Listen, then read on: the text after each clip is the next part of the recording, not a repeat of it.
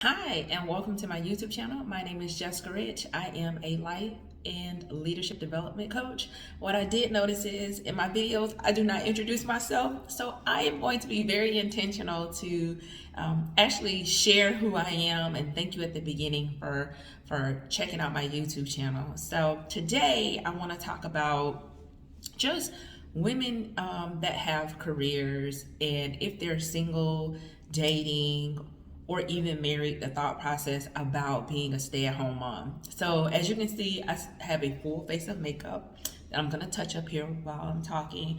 But I went to a Christmas party last night. The YouTuber Kimberly Foster for Harriet had a Christmas party at the Sweet Tooth Hotel. It was a good time. Able to really like meet some nice women and men, and it was just so cool to see like the diversity in her viewers and who subscribe and follow her journey and wanting to be in her presence for her Christmas party. So that was cool. I know some people are like, and you still got your makeup on? I do. One thing I do is when I get my makeup done, it's not cheap, but when I get my makeup done, if I'm not exhausted and if I can keep it for the next day, then I actually do. There's been times where I can't, not so much, because I slept well, or I was, super exhausted and makeup's all over my pillow. But there's been times where maybe I have one event a Friday evening and then something Saturday afternoon. I'll actually go and have my makeup artist touch it up, and she says she's had others do the same. But anyway, so I want to kind of talk about this just because I think it's an important topic.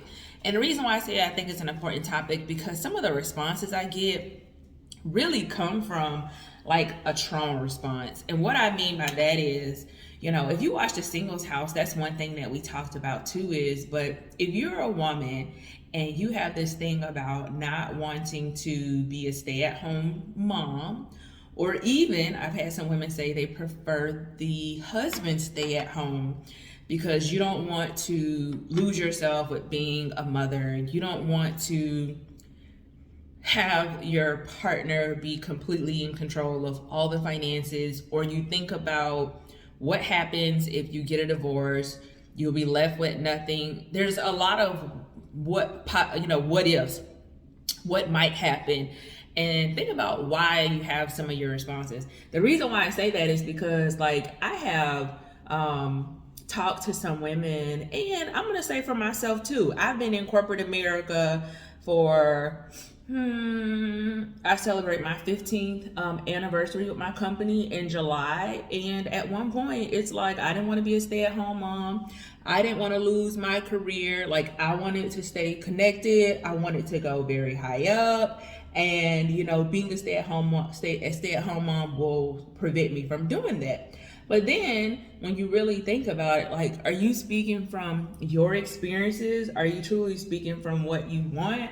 Or are you speaking from like a trauma response, whether that's like thinking about your mom and what she experienced, or is it truly what you want for yourself? So a couple things.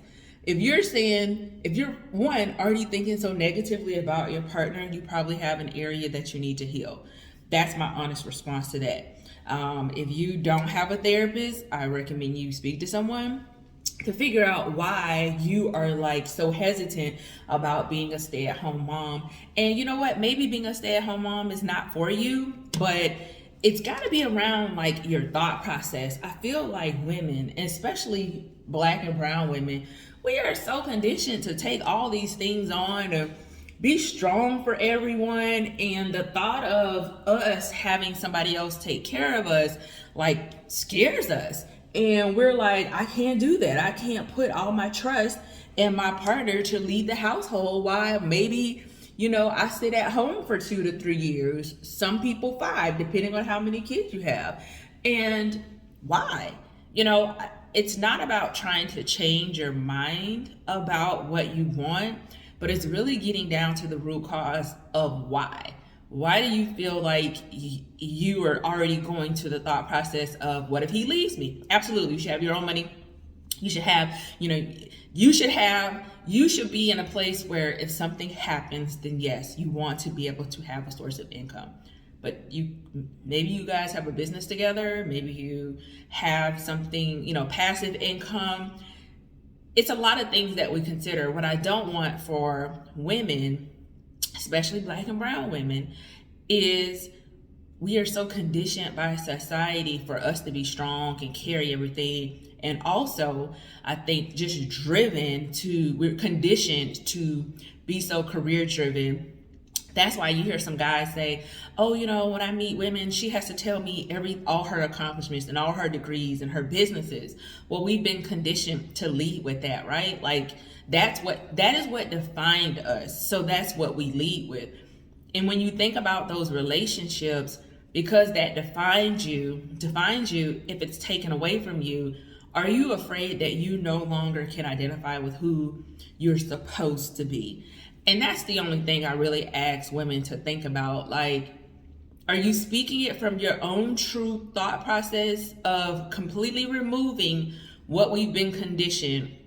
Or are you just speaking to what you know? Like the thoughts of you working, you staying home, is it that you think you'll be lazy?